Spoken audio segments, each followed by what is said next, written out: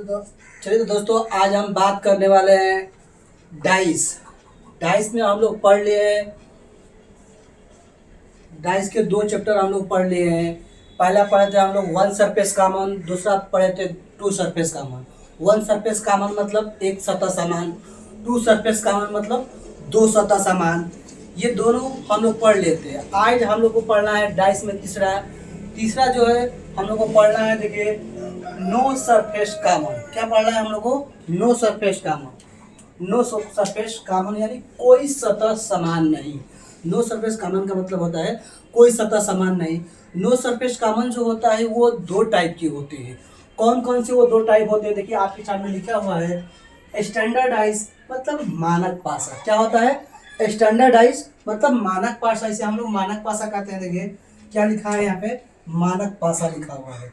इसे हम लोग स्टैंडर्डाइज करते हैं। और दूसरा जो होता है नॉन स्टैंडर्डाइज मतलब इसे हम लोग बोलते हैं साधारण पासा। क्या बोलते हैं? साधारण पासा। तो आज हम लोग जो बात करने वाले हैं वो मानक पासा मतलब स्टैंडर्डाइज पर बात करने वाले हैं। स्टैंडर्डाइज पर सवाल किस टाइप के पूछे जाते हैं, उसी टाइप के सवाल पर आज हम लोग बात करेंगे कि मानक पासा क्या होता है। तो मानक पासा क्या होता है, चलिए हम लोग मानक पासा। इससे पहले दोस्तों हम लोग जान लेते हैं कि जो रेलवे ग्रुप डी का एग्जाम होने वाला है उसमें इस टाइप के क्वेश्चन पूछे जाएंगे। जो एनटीपीसी का एग्जाम होने वाला है उसमें इस टाइप के क्वेश्चन पूछे जाएंगे। बिहार पुलिस में इस टाइप के क्वेश्चन पूछे जाएंगे।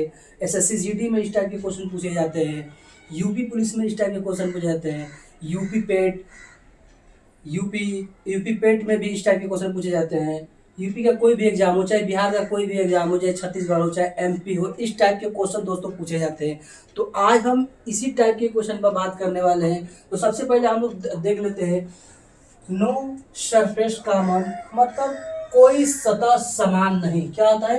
कोई सतह समान नहीं। तो ये दो टाइप के होते हैं। कौन कौन से? पहला जो होता है, देखिए, पहला होता है स्टैंडर्डाइज मतलब मानक पासा। दूसरा होता है नॉन स्टैंडर्डाइज मतलब नॉन स्टैंडर्डाइज मतलब साधारण पासा। तो सबसे पहले हम लोग मानक पासा की बात करेंगे। मानक पासा में होता क्या है? ऐसा पासा जिसकी किन्हीं दो पड़ोसी सतहों का योग 7 नहीं हो सकता। देखिए इसमें क्या होता है, किन्हीं दो पड़ोसी सतहों का योग मतलब जो पड़ोसी सतह दिख रहा है सामने ना, देखिए ये दिख रहा है सामने, किन्हीं दो पड़ोसी सतहों का योग 7 हो रहा है? नहीं हो रहा है। इसका क्या होता है? विपरीत सतहों का योग 7 होता है। मतलब ये 5 है ना, 5 के पीछे क्या होगा? 2 होगा। 6 के पीछे क्या होगा? जो अपोजिट होगा पीछे होगा क्या होगा? 1 होगा। 4 के पीछे क्या होगा? 3 होगा। मतलब अपोजिट सतहों का योग 7 होना चाहिए, यानी 7 होना चाहिए। लेकिन फ्रंट सतहों का योग जो पड़ोसी सतह है, ये क्या है? पड़ोसी सतह है। पड़ोसी सतहों का योग 7 नहीं होना चाहिए। उसी को हम लोग क्या कहते हैं?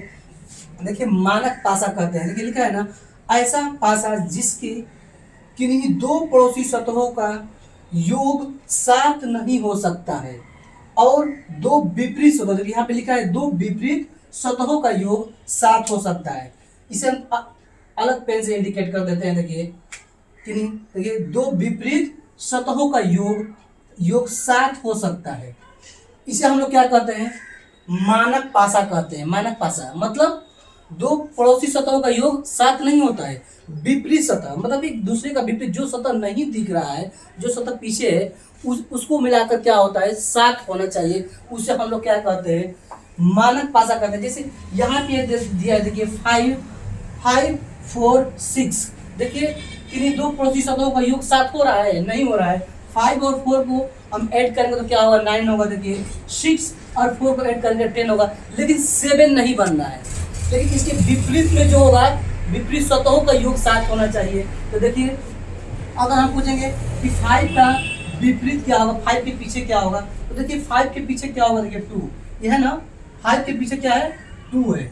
ये 5 का पीछे 2 है। तो 5 क्या होगा? 5 का जो होगा, 5 का विपरीत क्या होगा? तो 2 होगा। 5 का विपरीत 2 होगा। अगर पूछे कि 4 का विपरीत क्या होगा, देखिए 4 का विपरीत, अब हम यहाँ पे ग्रीन पेन से लिख देते हैं। देखिए 4 का विपरीत, 4 का विपरीत, तो 4 का विपरीत क्या होगा? देखिए 4 का विपरीत क्या होगा? 3 होगा। क्या होगा? 3 होगा। मतलब विपरीत सतहों का योग 7 होना चाहिए, लेकिन पड़ोसी सतहों का योग 7 नहीं होना चाहिए। उसके बाद देखिए अब मुझे 6 का, अगर हम 6 का बात करें, देखिए यहाँ पे 6 का विपरीत, विपरीत 6 का विपरीत क्या होगा, तो 1 होगा। देखिए यहाँ पे लिखा हुआ है, देखिए 6 का विपरीत, देखिए ये 6 है ना, 6 का विपरीत 1 है, 2 का विपरीत 5 है, 3 का विपरीत 4 है, 4 है। तो ये क्या होता है, इसे हम लोग कहते हैं मानक पासा, यानी स्टैंडर्डाइज।